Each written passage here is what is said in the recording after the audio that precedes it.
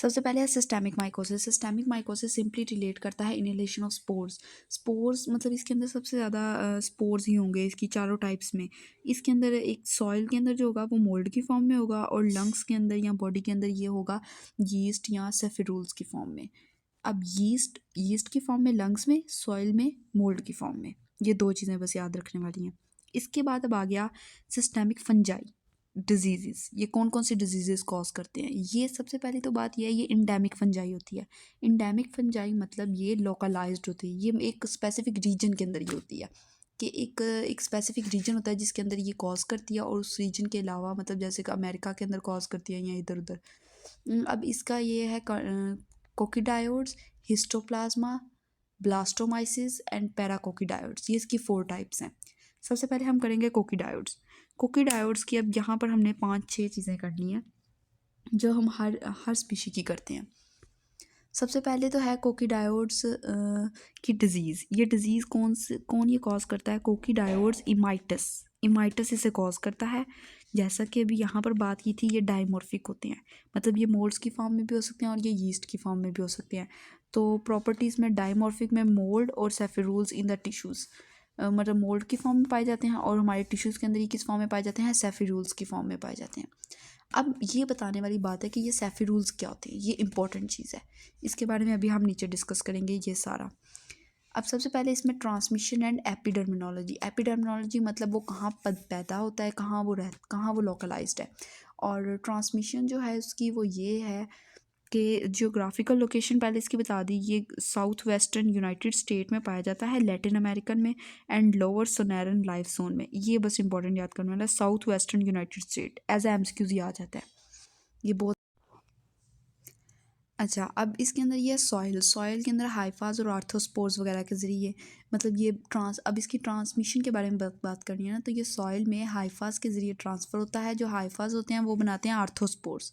आर्थोस्पोर्स जो होते हैं वो लाइट होते हैं, carry by the wind and can inhale, मतलब ये हवा के ज़रिए मूव करते हैं और हम इन्हें फिर इनहेल कर देते हैं आर्थोस्पोर्स को। अब ये आर्थोस्पोर्स होते हैं ना, ये सेफिरूल्स बनाते हैं। अब कहानी समझ आई कि मतलब सबसे पहले यहाँ पर हमने बात की थी, जो ये लंग्स के अंदर सेफिरूल्स की फॉर्म में होते हैं। सेफिरूल्स जो होते हैं वो कैसे बनते हैं? सॉइल के अंदर जो हाइफाज होते हैं वो आर्थोस्पोर्स की फॉर्म में होते हैं, और जो आर्थोस्पोर्स होते हैं वो बाद में बनाते हैं सेफिरूल्स। अब ये जो सेफिरूल्स होते हैं ये इस तरह के होते हैं। सेफिरूल्स होते हैं, ये थिक वॉल्ड राउंड होता है ऑर्गेनिज्म, मतलब थिक वॉल्ड होते हैं सेफिरूल्स, और इसके अंदर एंडोस्पोर्स पाए जाते हैं। और रप्चर करने पर जब इसकी थिक वॉल सेल जब इसकी रप्चर हो जाती है तो क्या होता है, इसके अंदर से जितने एंडोस्पोर्स निकलते हैं वो दोबारा से मॉडिफाई होकर एक न्यू सेफिरूल्स बना देते हैं। इसी तरह इसकी ग्रोथ होती रहती है, मतलब इसकी पैथोजेनेसिस है ना, ये फैलता कैसे है, तो इसी तरह इसकी ग्रोथ होती रहती है। इन पर्सनस के अंदर ये ब्लड स्ट्रीम के ज़रिए मूव करता है। और अब इसमें एक वर्ड आता है डिसएमिनेशन। डिसएमिनेशन होता है कि डिज़ीज़ जो है जहाँ पर कॉज करनी थी उसके अलावा भी और ऑर्गन्स को भी ये अफेक्ट कर रही है। तो dissemination from the lungs to the other organs, ये एक लंग्स से ये बाकी ऑर्गन्स में मूव करती है। अब सेल मीडिएटेड इम्यूनिटी जो होती है, इसके अंदर ये होता है restrict the growth of the organism. ये वो होती है जो जिसके अंदर ग्रोथ ऑफ ऑर्गेनिज्म रुक जाती है। To check the skin test, हम स्किन टेस्ट ये करते हैं। अब इसमें पॉजिटिव स्किन टेस्ट जो होता है वो ये होता है, develop the immunity to prevent the dissemination. अब इसके अंदर ना ये कहानी है पॉजिटिव स्किन टेस्ट वाली, ये हर एक में यूज़ होगा। स्किन टेस्ट जो होता है ना, ये होता है कि हम अपनी स्किन की जो अपर लेयर होती है ना उसके अंदर हम मतलब कोई ऐसी चीज़, कोई ऐसा इंजेक्शन के ज़रिए हम डेड पैथोजेंस उसमें डाल देते हैं। जब डेड पैथोजेंस उसमें डालते हैं तो वो हम देखते हैं कि अगर तो रिएक्शन होगा तो मतलब हमारा स्किन टेस्ट पॉजिटिव है। और रिएक्शन होने का मतलब ये है कि अंदर इम्यूनिटी है हमारे अंदर जिसने उसके खिलाफ लड़ाई किया तो ऊपर लेजेंस बन जाती हैं, लेजेंस बन गई हैं तो हमारा स्किन टेस्ट मतलब पॉजिटिव है। और स्किन टेस्ट पॉजिटिव होने का मतलब है कि ये जो कोकीडायोड्स जो हमारी ये डिजीज़ है ये हम पर एक्ट नहीं करेगी। Develop immunity to prevent dissemination, इसके अंदर इम्यूनिटी डेवलप हो चुकी होती है जो कि डिसेमिनेशन को प्रिवेंट करती है, मतलब स्किन डिजीज़ फैलने से रोकती है। और अगर नेगेटिव स्किन टेस्ट है, अगर हमारी कोई लेजेंस नहीं बन रही तो इसका मतलब ये है कि हमारे अंदर इम्यूनिटी वीक है।